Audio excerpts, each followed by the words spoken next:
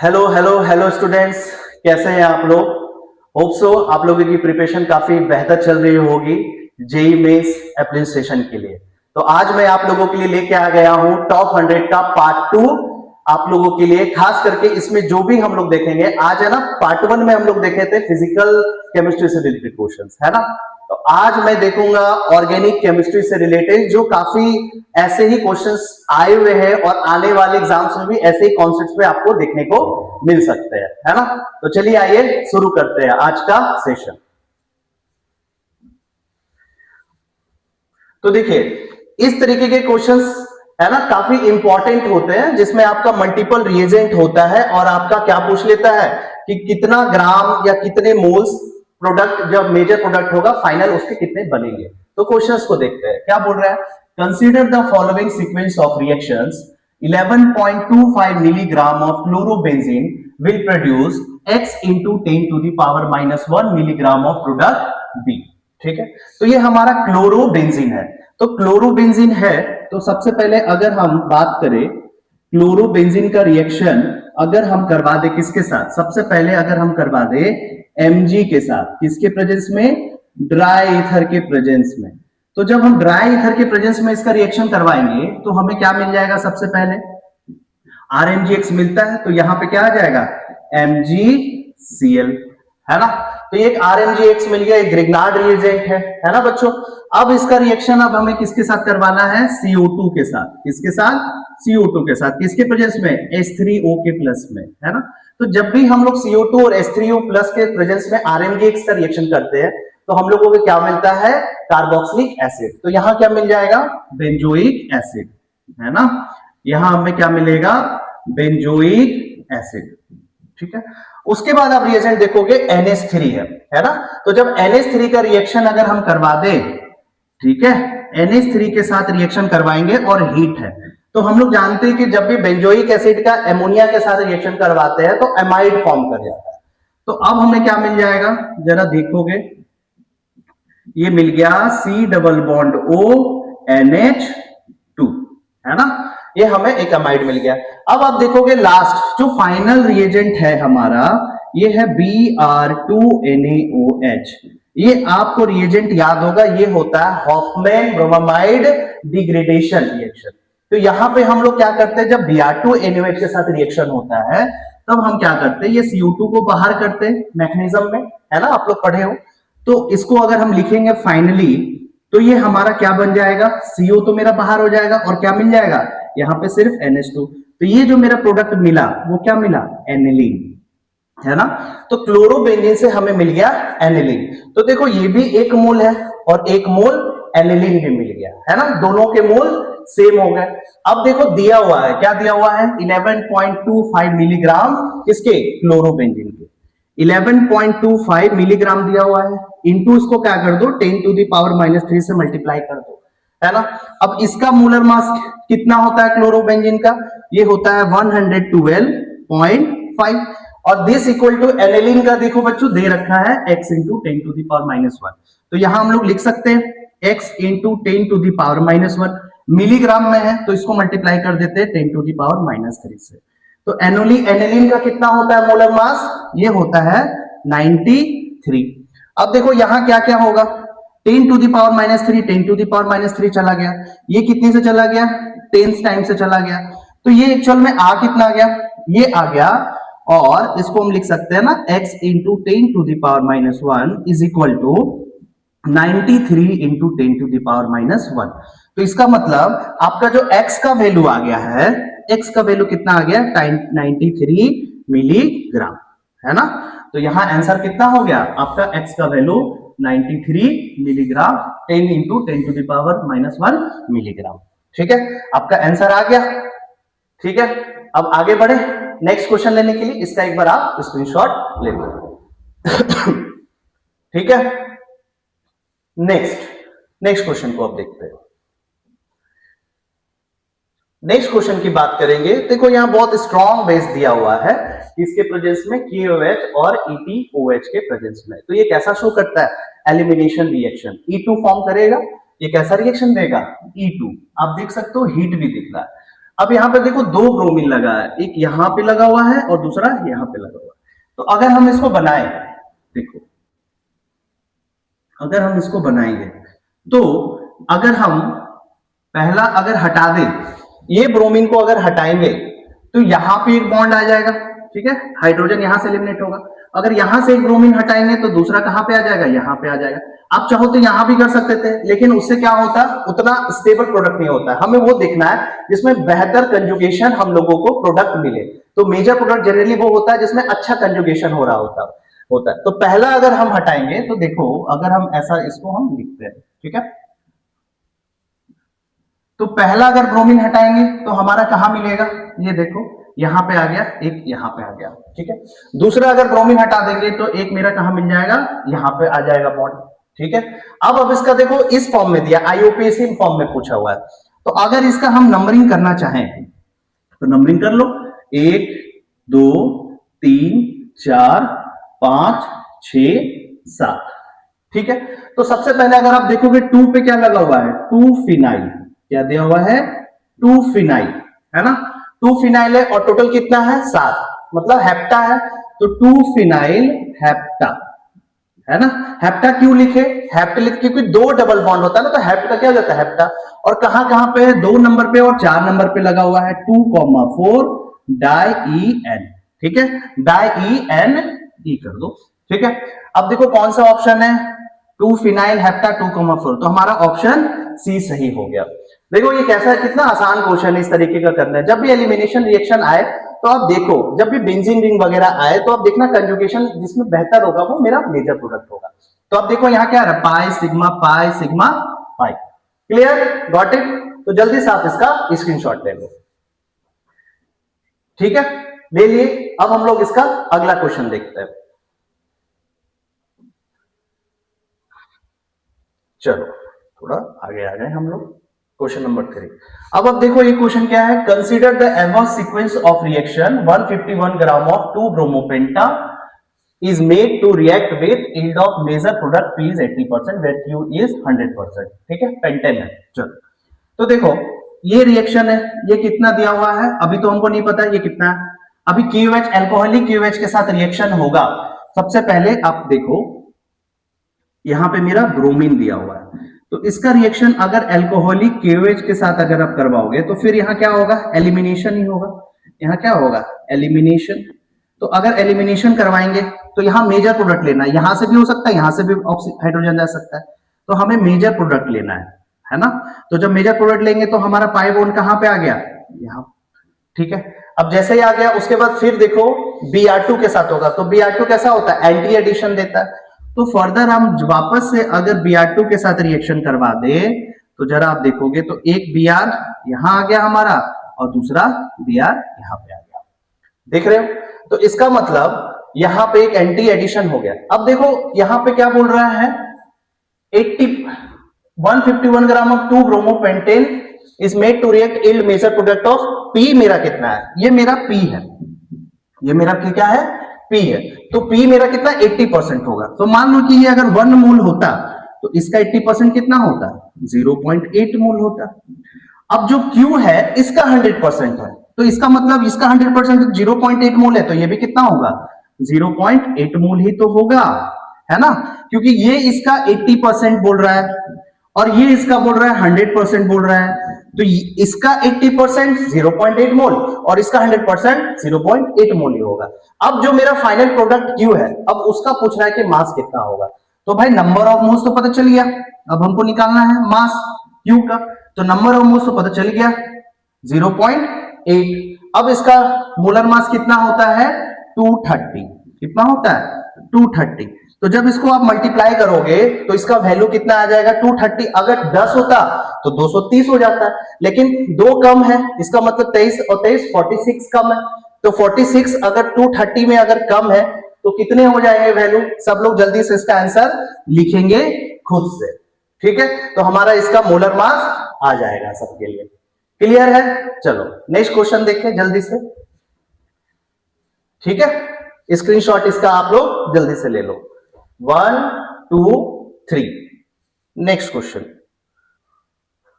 चलो ये भी काफी अच्छा क्वेश्चन है ना। ऐसे क्वेश्चन मल्टीपल रिएजेंट के साथ देखने को काफी मिलते हैं एग्जाम्स में। और अगर ऐसे क्वेश्चन आप प्रैक्टिस करते हो ना, इससे आपका एक फायदा है। क्या फायदा है? कि आपका बहुत सारा रिएजेंट एक साथ देखने को मिल जाता है और आपको पता चल जाता है क्या क्या प्रोडक्ट मेरा बनेगा। ठीक है, तो चलो इसको देखते हैं। देखो 1,2 डाइब्रोमोसाइक्लोऑक्टेन है ना। तो इसको हम लोग कैसे लिख सकते हैं, जरा ध्यान दो, है ना, साइक्लोऑक्टेन है। तो ये हमारा हो गया साइक्लोऑक्टेन। और 1,2 ब्रोमो है, तो एक यहां पे ब्रोमीन लगा देते हैं और एक यहां पे लगा देते हैं। तो ये हमारा हो गया क्या, 1,2 डाइब्रोमोसाइक्लोऑक्टेन। तो पहला रिएजेंट अगर आप देखोगे तो वो क्या है, एल्कोहलिक KOH, एल्कोहलिक KOH। तो ये क्या शो करेगा, ये हमारा एलिमिनेशन रिएक्शन देगा। क्या देगा, एलिमिनेशन।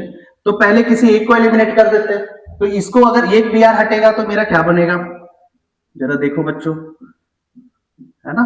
तो एक Br हटा देंगे तो यहां पे तो एक Br रहेगा ही, और एक Br रहेगा तो यहां पे एक बॉन्ड आ जाएगा। ठीक है, फिर फर्दर यहां पे तो पहला हो गया, दूसरा NaNH2 है, ये भी स्ट्रॉन्ग बेस है, तो ये भी क्या शो करेगा, एलिमिनेशन। तो दूसरा भी हम क्या ले लेते हैं, NaNH2, ये भी क्या होगा यहाँ पे, एलिमिनेशन, है ना। तो जब आप एलिमिनेशन कराओगे तो एक और ब्रोमीन निकल जाएगा, तो क्या बनेगा मेरा, जरा देखना बच्चों, है ना, थोड़ा अच्छे से बनाते हैं। ठीक है, इरेज कर ले, ये थोड़ा अच्छे से नहीं बना, है ना। चलो,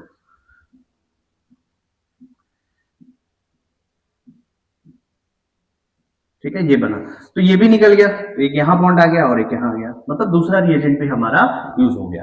अब देखो यहाँ Hg2+ है और H+ है, इससे हमको क्या मिलता है, एक H+ और OH-। तो कोई एक बॉन्ड इधर शिफ्ट करा दो या इधर करवा दो, आपकी इच्छा, है ना। आप लोग पढ़े होंगे Hg2+ और हमारा क्या है, एक H+, तो इससे H+ और OH- मिलेगा। तो चलो इसको बनाते हैं। तो अगर इसको हम बनाएंगे तो जरा आप देखोगे ध्यान से, ठीक है। तो ये मेरा साइक्लोऑक्टेन हो गया, तो एक हमारा ये तो है ही, तो मान लो यहाँ पे एक H आ गया और यहाँ OH आ गया। तो देखो ये जब इस तरीके का सिचुएशन होता है तो यहाँ पे क्या होता है, टोटोमेरिज्म। क्या होता है, टोटोमेरिज्म। यहाँ पे क्या हो जाएगा, टोटोमेरिज्म। जरा देखो, ध्यान दोगे, टोटोमेरिज्म करवा दो। तो टोटोमेरिज्म करवाएंगे तो पाई बॉन्ड यहां चला जाता है और हाइड्रोजन यहां आ जाता है, आप लोग जानते हो, है ना। तो टोटोमेरिज्म कराएंगे तो ये आ गया डबल बॉन्ड O। अब ये भी मेरा हो गया। उसके बाद ZnHg+, ये मेरा क्या शो करता है, क्लेमेंशन रिडक्शन। आप लोग पढ़े होंगे, ये क्या होता है, क्लेमेंशन रिडक्शन होता है, जहां पे इसमें मेरा चेंज हो जाता है, कोई भी अगर कीटोनिक ग्रुप होता है, डबल बॉन्ड होता है, तो वो अल्किन में चेंज हो जाता है। तो फर्दर जब हम इसका रिएक्शन करवा देंगे ZnHg, किसके प्रेजेंस में, H+ के प्रेजेंस में, तो सिंपल हम लोगों को क्या मिल जाएगा, जरा आप लोग ध्यान दो, साइक्लोऑक्टेन। तो देखो जरा इसमें कौन सा ऑप्शन हो रहा है, ए नहीं है, बी नहीं है, सी ऑप्शन हो रहा है ना। मजेदार क्वेश्चन, इस तरीके का मल्टीपल रिएजेंट यूज करके। तो जल्दी से आप लोग इसको नोट करेंगे या स्क्रीनशॉट ले लेंगे, ठीक है। 1 2 3, चलिए अब आगे देखते हैं नेक्स्ट क्वेश्चन। ठीक है, आप लोग इसको खुद से बनाने का कोशिश कीजिएगा, ऐसे क्वेश्चंस आपको बहुत बार देखने को मिलेंगे।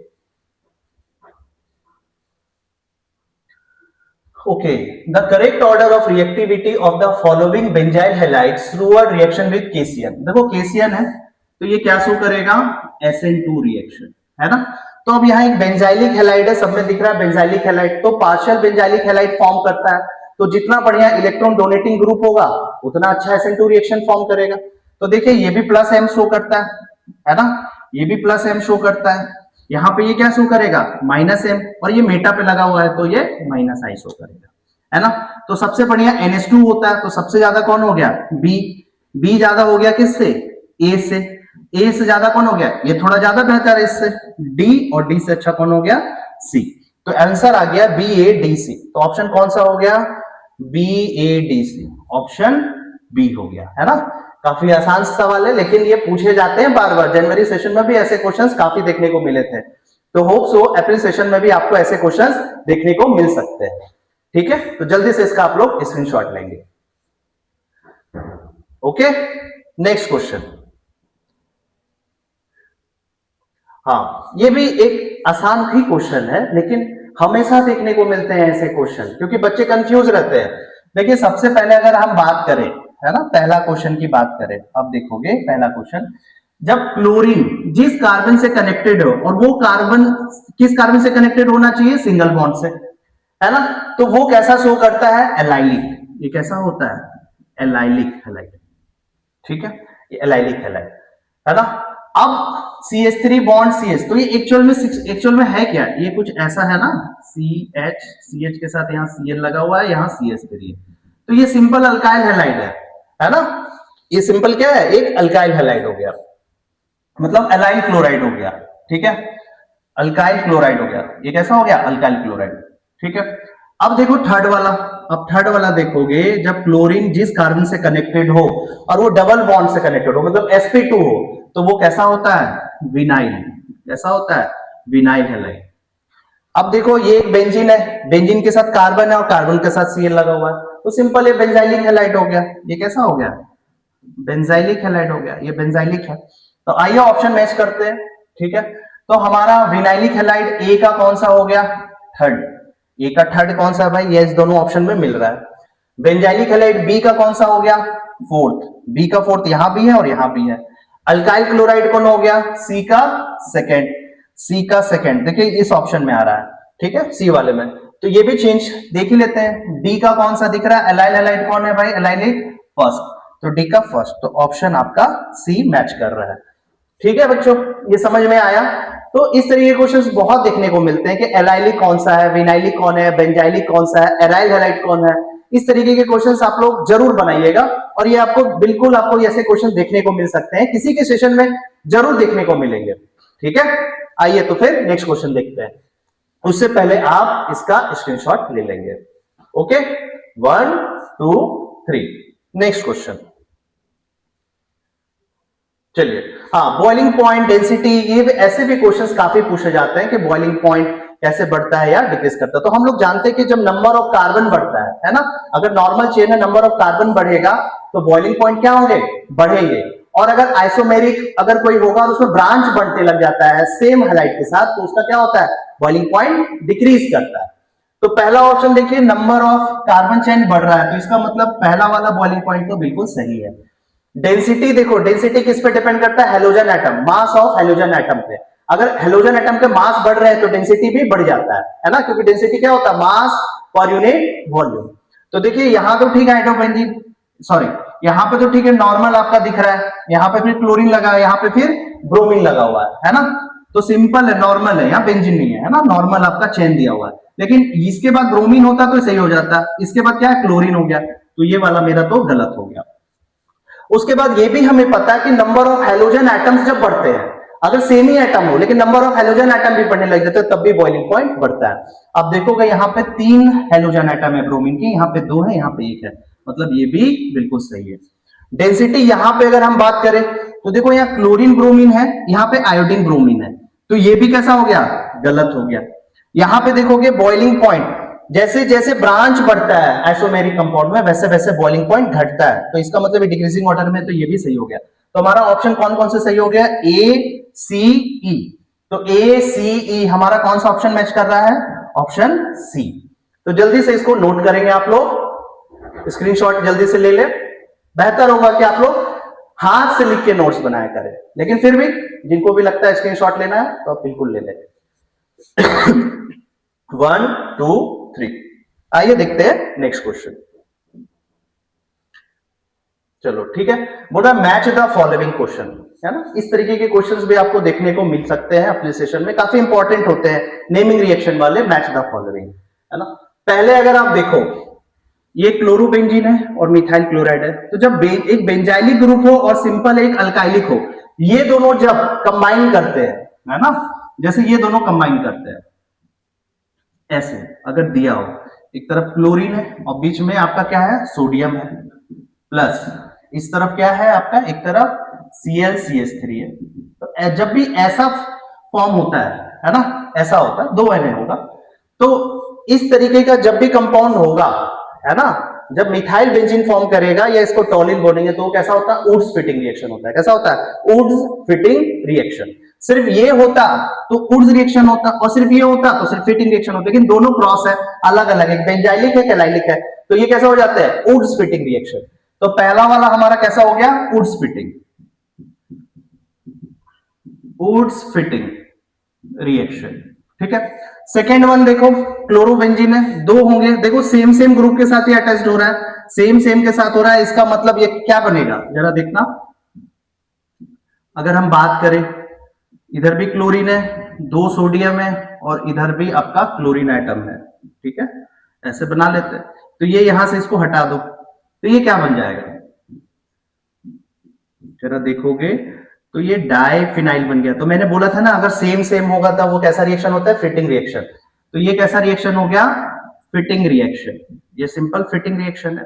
अगर दो सिंपल हैलाइड अल्काइल हैलाइड होते तो वुड्स रिएक्शन होता। अब ये देखो CO2, ये बेंजीन डाइजोनियम क्लोराइड है ना, CO2 Cl2 के साथ हमें पता है कि जब भी रिएक्शन होता है तो ये कैसा रिएक्शन होता है, सेंडमेयर रिएक्शन होता है। कैसा होता है, सेंडमेयर रिएक्शन। ठीक है, सेंडमेयर रिएक्शन होता है। उसके बाद आप देखोगे C2H5Cl NaI C2H5I plus NaCl। तो जब भी NaI यूज होता है तो ये कैसा रिएक्शन होता है, फिंकल-स्टीन रिएक्शन। कैसा शो करता है ये, फिंकल-स्टीन रिएक्शन, है ना।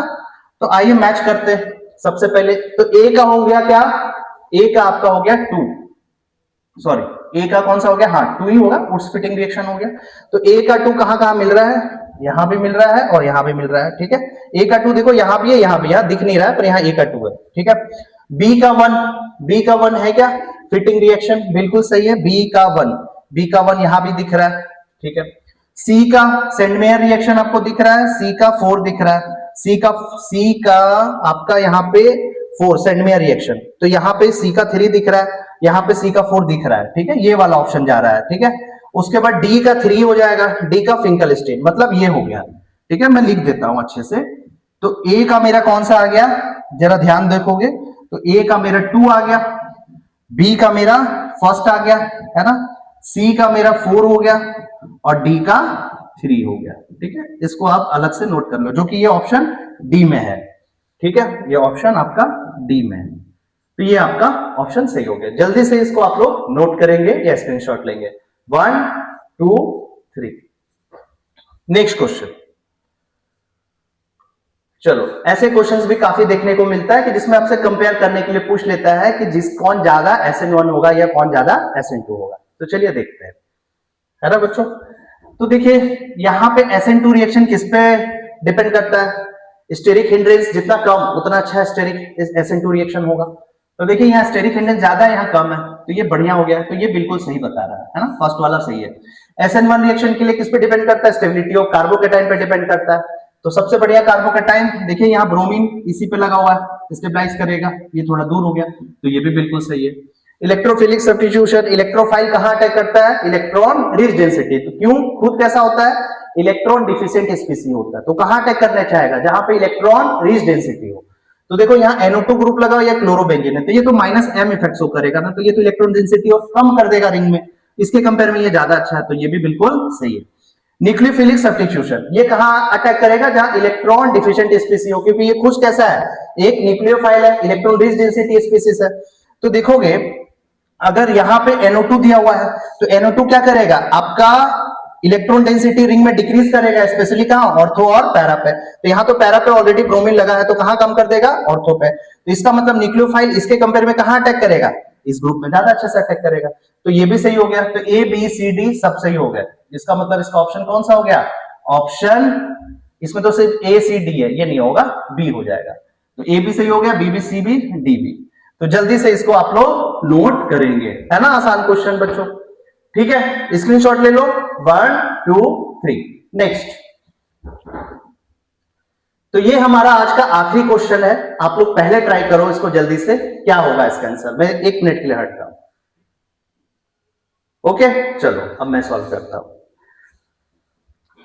तो आप देखोगे कि फिनॉल से आपका ये क्या बना, सैलिसिलिक एसिड। सैलिसिलिक एसिड का नेमिंग रिएक्शन कौन सा होता है, कॉल्वे रिएक्शन। कौन सा होता है, कॉल्वेज रिएक्शन। तो कॉल्वेज रिएक्शन में आपको याद होगा, अगर हमको फिनॉल से इसमें जाना है तो हम लोग कौन कौन सा रिएजेंट यूज करते हैं, NaOH, CO2 और HCl। तो इसका मतलब ये है कि A का तो मेरा फर्स्ट हो गया। उसके बाद देखो फिनॉल से हम क्या बना रहे हैं, सैलिसैल्डिहाइड।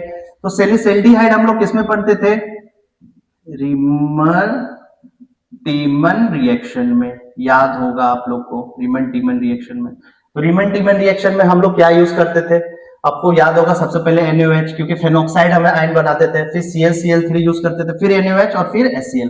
तो इसका मतलब आपका B का कौन सा हो गया, सब में रिएजेंट कौन सा हो गया, 3, है ना।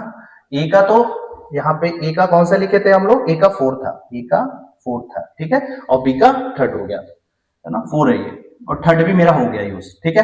तो ए का 4th हो गया और बी का 3rd हो गया। उसके बाद हम बात करेंगे, देखो फिनॉल से मेरा क्या बन रहा है, आपका बेंजोक्विनोन, है ना, ये क्यूनन है, बेंजोक्विनोन है। तो इसके लिए हम लोग जो सबसे बढ़िया रिएजेंट यूज करते हैं वो Na2Cr2O7 H2SO4 यूज करते हैं। तो फिनॉल से इसको किसमें चेंज कर देता है, बेंजोक्विनोन में। तो इसका मतलब जो हो गया, आपका जो सी ऑप्शन है वो किसका हो गया, फर्स्ट। तो ऑब्वियस सी बात है, अब लास्ट ऑप्शन है फिनॉल, एक फेनोक्साइड आयन बनाएगा, है ना, और ये फिर एक मेरा क्या बनेगा, एक सिंपल सा OCH3 बेंजाइल ग्रुप में लगा हुआ है, इसको रिप्लेस करेगा और इसमें चेंज होकर क्या बना देगा, सिंपल आपका कौन सा रिएजेंट यूज करके, CH3Cl, है ना, यूज करेंगे। तो ये किसका हो जाएगा, आपका डी का कौन सा यूज हो जाएगा, फर्स्ट। डी का आपका सेकेंड आ गया, है ना, यहां पे लिख देता हूं, डी का क्या आ गया, सेकेंड आ गया। तो जल्दी से आप इसका नोट करेंगे सब लोग, एवरीवन। तो ऑप्शन देख ले, सब लोग नोट करो, स्क्रीनशॉट ले लो, 1 2 3 4, आसान है, ठीक है। देखिए इसका ऑप्शन भी यहाँ पे होगा, तो ऑप्शन यहाँ दिया हुआ है ना, देखिए यहाँ पे किसका लिखे हैं हम लोग, ए का आप हमने पहले ही लिख लिया था, ए का हमारा कौन सा था भाई, 4 था। तो ए का 4 देखिए कौन कौन सा है, ए का 4 आपका इसमें भी है और इसमें भी है, ठीक है। तो अब नेक्स्ट हम लोग देख लेते हैं बी का कौन सा था, बी का 3rd था, तो बी का 3rd और सी का फर्स्ट। तो सी का फर्स्ट तो आपको देखने को मिल ही जाएगा, सी का इसमें कौन सा ऑप्शन दिख रहा है, ए का 4 सी का फर्स्ट, है ना, इसमें कुछ नहीं मैच कर रहा है, आप लोग यहीं पे देख लेना, ठीक है, अच्छे से आप लोग देख लेना, क्लियर है।